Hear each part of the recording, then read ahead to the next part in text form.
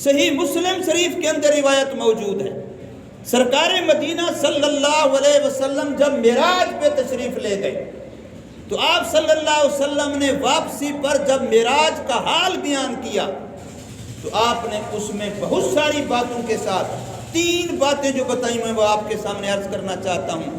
حضور نے ارشاد فرمایا صلی اللہ علیہ وسلم کہ میں جنت کی سیر کر رہا تھا، مجھے جنت دکھائی جا رہی تھی، اس میں نے اپنے سے آگے ایسے آہٹ سنی جیسے میرے سے آگے کوئی آدمی چل رہا ہے، تو میں نے فرشتوں سے پوچھا یہ کون ہے؟ تو مجھے بتایا گیا کہ یہ آپ کا بلال ہے جو اس وقت مکے میں تہجد کے لیے اٹھا ہوا ہے۔ وہ چل تو مکے میں رہا ہے لیکن اس کی پاؤں کی آہٹ آپ کہاں سن رہے ہیں؟ عرش سے بھی اوپر جنت میں سن رہے ہیں۔ جب حضور صلی اللہ علیہ وسلم واپس تشریف لائے تو آپ نے حضرت بلال رضی اللہ عنہ کو بلا کے پوچھا کہ میں نے تیرے قدموں کی آہٹ سنی اور اپنے سے آگے سنی، یہ نہیں کہ پیچھے، اپنے سے آگے سنی، تو میں حیران ہو گیا کہ میرے سے پہلے جنت میں کون ہے؟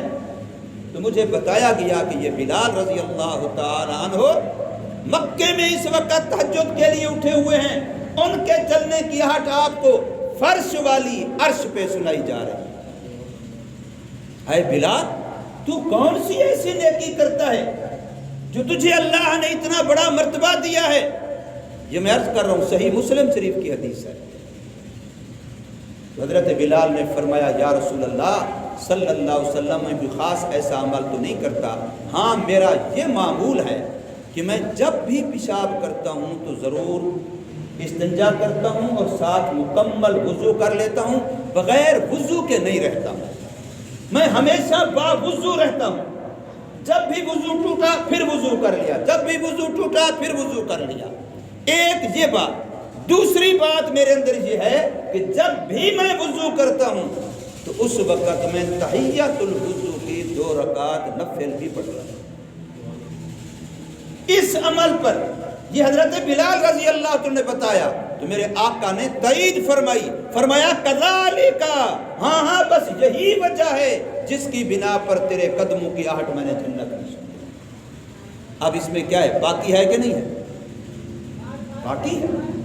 اسی طریقے سے دوسری بات، حضور صلی اللہ علیہ وسلم نے ایک عورت ہیں جن کی کنیت ام سلیم ہے، نام ان کا رملہ ہے، وہ حضور صلی اللہ علیہ وسلم کی محرم عورتوں میں سے ہیں۔ آپ صلی اللہ علیہ وسلم اس کے ساتھ بڑا محبت کا تعلق تھا، آنا جانا تھا اس کے گھر میں، وہ حضور صلی اللہ علیہ وسلم کی بہت زیادہ خدمت کرتی تھی۔ یہ جو آپ نے ایک حدیث سنی ہوئی ہے کہ حضور صلی اللہ علیہ وسلم سو رہے تھے، آپ صلی اللہ علیہ وسلم کو نیند کی حالت میں پسینہ آیا تو ایک عورت حضور کے پسینے کو ایک برتن میں اکٹھا کر رہی تھی، پوچھا گیا کیوں؟ فرمایا میں اپنی خوشبو میں شامل کروں گی کہ پسینے کی خوشبو بہت زیادہ ہے۔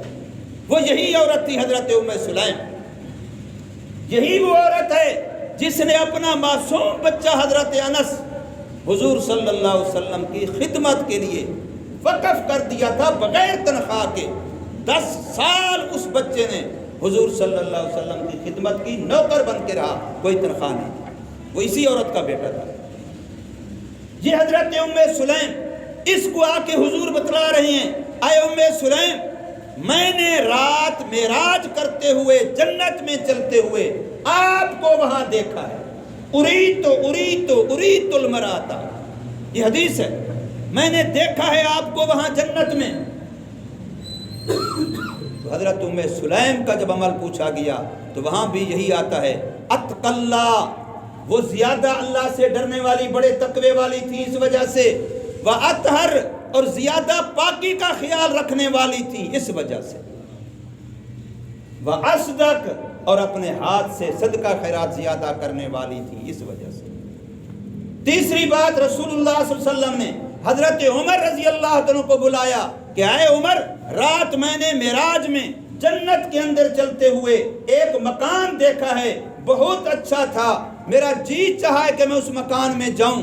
میں نے پوچھا، مجھے بتایا گیا کہ یہ آپ کے خادم عمر کا مکان ہے، اس میں آپ کی حوریں تھیں جو اللہ نے آپ کے لیے جنت میں رکھی، پھر آپ کی غیرت مجھے یاد آ گئی، اس لیے میں اس کے اندر داخل نہیں ہوا۔ یہ حضور صلی اللہ علیہ وسلم فرما رہے ہیں.